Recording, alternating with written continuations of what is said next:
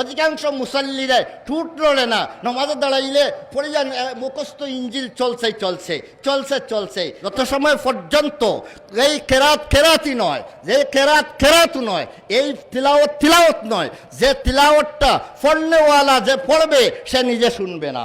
ফতোয়ায়ে স্বামীর মধ্যে দেখবেন, যদি না পড়েন না শুনেন আপনার কেরাত শুদ্ধ হয় নাই। আপনি যে কথাটা পড়তেছেন আপনার কানে শুনতে হবে, মনে মনে পড়লেও নিজে শুনতে হবে। আপনি এমন পড়া দিতেছেন, অধিকাংশ মানুষ পড়ে সে নিজে শুনে না কি পড়তেছে। হরফগুলা শুদ্ধ করে পড়া, তসহিহে হরুফগুলাকে মখরজ থেকে আদায় করা ফরজ, হরফগুলাকে মখরজ থেকে আদায় করা ফরজ। কোরআনের তালিমের মধ্যে সবচেয়ে জরুরি কথা হইল কোন হরফের কোন মখরজ, কোন জায়গা থেকে কোন হরফটি উচ্চারণ হয় সেই মখরজকে জানা ফরজ, এবং মখরজ থেকে হরফটাকে উচ্চারিত হয়েছে কি না এইটা লক্ষ্য রাখতে হইব। আবার হরফটা উচ্চারণ মখরজ থেকে হইল কি না। আমরা ইমাম সাহেবের সাথে যখন নামাজ পড়ি, তখন ইমাম সাহেবের সাথে নামাজ পড়ার সময়ে ইমাম সাহেব তো এইগুলা পড়েন, আমরা শুনি হ্যাঁ। অথবা ইমাম সাহেব কোনো নামাজের মধ্যে আছে, ইমাম সাহেবের সিররি পড়েন অর্থাৎ চুপে চুপে পড়েন। কিছু নামাজের মধ্যে কেরাত জুড়ে পড়তে হয় না, জুড়ে পড়লে জরিমানা লাগবে। কি জরিমানা লাগবে? সশ্রদ্ধা। বুলে যদি জুড়ে পড়ে দেন তাহলে সশ্রদ্ধা করতে হবে, এইটা হইল নামাজের জরিমানা। যদি এই আস্তা পড়াটা হইল ওয়াজিব, যদি এইটা জুড়ে পড়ে নেন তাহলে সশ্রদ্ধা দিতে হবে। এখন যদি কোনো ইমাম সাহেবে জুড়ে পড়ে নেন তাহলে সশ্রদ্ধা দিতে হবে। আস্তা পড়া ধীরে ধীরে পড়া ওয়াজিব। এখন ওই যে কেরাতটা পড়লেন ইমাম সাহেবে, সূরা ফাতিহা পড়লেন, আরো সূরা পড়লেন, এইগুলা তো মনে মনে পড়ছেন। এইগুলা যদি আদায় হয়, এইটা ধীরে মনে মনে যেগুলো আদায় পড়লেন, আমরা যারা একা নামাজ পড়ি এইগুলো আমরা তো মনে মনে পড়ি। কি বলেন? আমরা যারা একই নামাজ পড়ি, যেমন জমাত পাই নাই, একা নামাজ পড়বো, জমাত পাইলেও সুন্নত পড়তে গেলে একই পড়তে হয়। ওই যে একই পড়ি তখন আমরা কেরাত জুড়ে পড়ি না আস্তা পড়ি? বলেন না, কেরাত জুড়ে পড়ি না ধীরে মনে মনে পড়ি? তাই আস্তা আওয়াজ নিচু আওয়াজে পড়ি। ওই কেরাতটা কতটুকু আওয়াজ দিয়া পড়তে হবে এইটার মধ্যে শতকরা আমি বলবো 95% মানুষ এইটার মধ্যে গাফলতির মধ্যে আছে, যার কারণে 95% নমাজ যদি বলা যায় শুদ্ধ হইতেছে না, তাহলে এটা ভুল হবে না। বলবেন হুজুর আজকে তো আজে আমরা বিপদ হলো।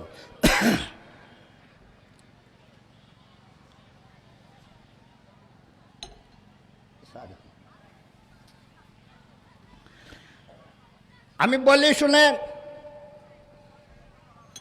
সূরা ফাতিহা আগে বলছিলাম যে কথাগুলো আপনারা স্মরণ আসেনি। সূরা ফাতিহা পড়া কি ওয়াজিব।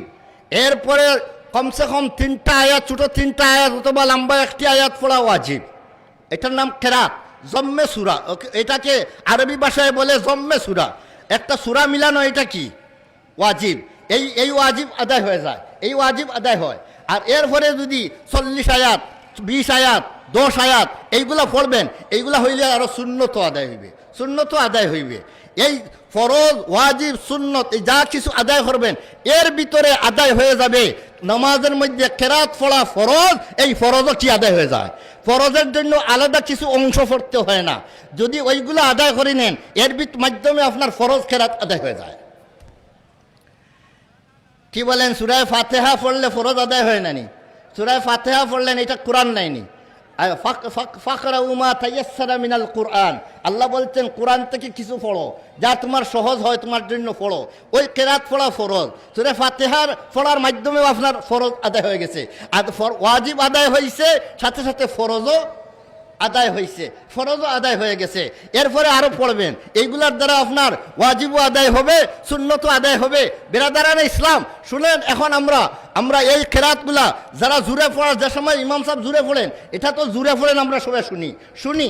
আর যেগুলা জুড়ে পড়েন না, মনে মনে পড়েন, ইমাম সাহেব কিভাবে পড়বেন? আমরা মুক্তদিরা যারা একাএকি নামাজ পড়ি, আমরা যারা সুন্নত পড়ি একাএকি পড়ি, এবং জমাত না পাইলে ফরজও আমরা একাএকি পড়ি। এই নামাজগুলো আমরা কিভাবে পড়লে, নামাজটা কেরাত কিভাবে পড়লে শুদ্ধ হবে?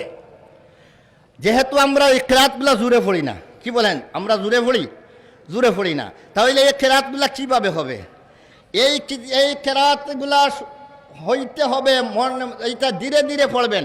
অনেক মানুষ আমরা কেরাত পড়ি, কিন্তু এই কেরাতের নিয়ম হইল কেরাত যত সময় পর্যন্ত লা কেরাতা ইল্লা বিসসামায়ে, আপনার ফতোয়ার নির্ধারিত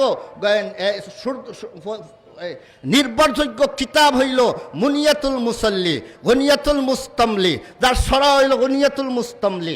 সেই কিতাবের মধ্যে লেখছেন যে লা কেরাতা ইল্লা বিসসামায়ে, কোনো কেরাত হইতে পারে না, কোনো কেরাত পড়া হবে না যতক্ষণ পর্যন্ত এইটা যিনি পড়ছেন উনি না শুনছেন, যিনি পড়ছেন উনি না শুনছেন। যারা জুড়ে যার যেগুলা পড়বেন এরা তো অন্যান্যরাও শুনতে হয়, জুড়ে জুড়ে কেরাত যেখানের মধ্যে আছে এখানে অন্যরাও শুনতে হয়, নিজেও শুনবেন অন্যও শুনবে। কিন্তু মনে মনে যেগুলা পড়তে হয় এই কেরাতগুলা সম্পর্কে বলতেছেন লা কেরাতা ইল্লা বিসসামায়ে, যত সময় পর্যন্ত এই কেরাত কেরাতই নয়, যে কেরাত কেরাতও নয়, এই তিলাওয়াত নয়, যে তিলাওয়াতটা পড়নেওয়ালা যে পড়বে সে নিজে শুনবে না। ফতোয়ায়ে স্বামীর মধ্যে দেখবেন যদি না পড়েন না শুনেন আপনার কেরাত শুদ্ধ হয় নাই, কেরাত শুদ্ধ হয় নাই। আপনি যে কথাটা পড়তেছেন আপনার কানে শুনতে হবে, মনে মনে পড়লেও নিজে শুনতে হবে। আপনি এমন পড়া দিতেছেন, অধিকাংশ মানুষ পড়ে সে নিজে শুনে না কি পড়তেছে। হরফগুলা শুদ্ধ করে পড়া, তসহিহে হুরুফ, হুরুফগুলাকে মখরজ থেকে আদায় করা ফরজ, হরফগুলাকে মখরজ থেকে আদায় করা ফরজ। কোরআনের তালিমের মধ্যে সবচেয়ে জরুরি কথা হইল কোন হরফের কোন মখরজ, মখরজ কোন জায়গা থেকে কোন হরফটি উচ্চারণ হয় সেই মখরজকে জানা ফরজ, মখরজকে জানা ফরজ। এবং মখরজ থেকে হরফটাকে উচ্চারিত হয়েছে কি না এইটা লক্ষ্য রাখতে হইব, আবার হরফটা উচ্চারণ মখরজ থেকে হইল কি না। তাহলে বলেন তো আমি মনে মনে পড়লাম, আমি আওয়াজ শুনলাম না, আওয়াজ হইল না, আওয়াজ হইল না, আমার মখরজ আদায় হইল নাকি আমি বুঝলাম? মখরজ আদায় হইল না, মখরজ আদায় হয় নাই। আপনার যদি আওয়াজ শুনেন না, আপনার সহিভাবে উচ্চার শব্দটা মখরজ থেকে আদায় হইল কিনা আপনি কিভাবে বুঝলেন? মনে মনে আমরা অনেক অনেক অনেক কিছু পড়িয়ে যাই, টুটি লড়ে না, জিফরাও লড়ে না, এমনভাবে মুখস্থ হয়েছে মনে মনে সব তিলাওয়াত সরিয়া সেটা নমাজ শেষ সরিয়া ফেলে। অধিকাংশ মুসল্লিরে টুট লড়ে না, নমাজে দাঁড়াইলে পড়িয়া মুখস্থ ইঞ্জিল চলছে, কেরাত মুখস্থ হয়ে গেছে, এই মুখস্থই চলে। আপনার হরফ তাহলে কিভাবে পড়বেন? যেমন পড়লাম আলহামদুলিল্লাহ আলহামদুলিল্লাহ ইয়্যাকা না'বুদু ওয়া ইয়্যাকা নাস্তাঈন ইহদিনাস সিরাতাল মুস্তাকিম সিরাতাল লাযীনা আন'আমতা আলাইহিম গায়রিল মাগদুবি আলাইহিম ওয়ালাদ-দাল্লিন। এটা মাকির সামনে আর কারণে আপনারাও আমার পড়া শুনে নিছে। কিন্তু সেমা হইল নিজে শুধু শুননা, অন্যকে শুনাইতে হবে না। পার্শ্বের কেউ শুনলে আপনার জাহরি কেরাত যেগুলা জুড়ে পড়ার যে কেরাতগুলা এগুলা নিজেও শুনবেন, পার্শ্বে যে আছে সেও শুনতে হবে, না হইলে জাহরি জুড়ে কেরাত এই ওয়াজিব আদায় হয় না। আর সিররি কেরাত যেটা চুপকে পড়া যেটা, এটা শুধু নিজে শুনতে হবে। বলেন তো এই ধরনের আমরা কয়জনে নমাজ পড়ি, নমাজের দাঁড়ানোর পরে মন কোথায় থাকে, নমাজের ভিতরে কোন অক্ষরটা পড়তেছে, উচ্চারণ করতেছে, আমি এই অক্ষরটা যদি মখরজ থেকে আদায় হইতেছে না এইটা যদি লক্ষ্য করি আমরা নমাজ পড়ি, বলেন তো আমার এই নমাজটা খুশু হুজুর নমাজ হবে কিনা? এই নমাজটা খুশু খুজুয়ের নমাজ হবে কিনা? এই নমাজের মধ্যে যারা খুশু খুজু করবে, এই সমস্ত মানুষই কামিয়াব যারা নমাজের মধ্যে খুশু খুজু করে। নবী করিম সাল্লাল্লাহু আলাইহি ওয়াসাল্লাম ফরমান, এই দুনিয়া থেকে সর্বপ্রথম যে জিনিসটা উঠাইয়ে নেওয়া হবে সেইটা হইল নমাজের মধ্যে খুশু খুজু। আমি কি পড়তেছি কি করতেছি এইটা লক্ষ্য মানুষের প্রথম উঠিয়া যাইবে।